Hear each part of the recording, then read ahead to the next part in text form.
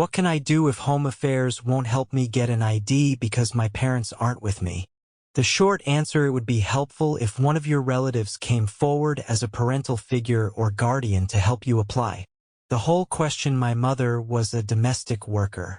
She left me with her uncles when she went overseas with her bosses.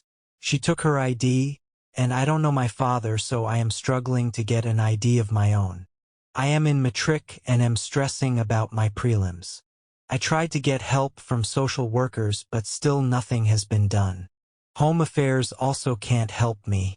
The long answer: I'm assuming that you don't have a birth certificate. If you were born in South Africa at a hospital, they should have given your mother a clinic card containing information about your health and immunizations as a baby, and on which her ID and your name should have appeared. Is it possible that she left this card with her uncles when she left the country?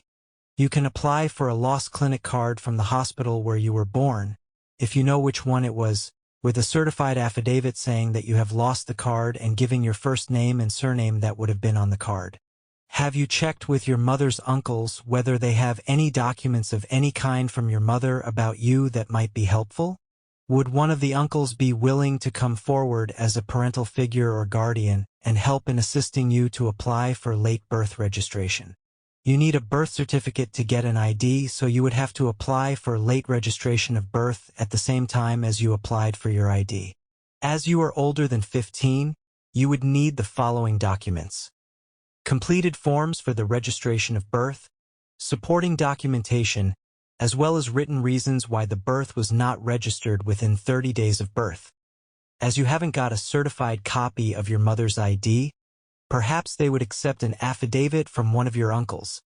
He could say that you were left with him by your mother, he does not have her ID number, and that you are not in contact with your father, so he is in the place of your parents in this application. This would be accompanied with a certified copy of his own ID. Proof of residence.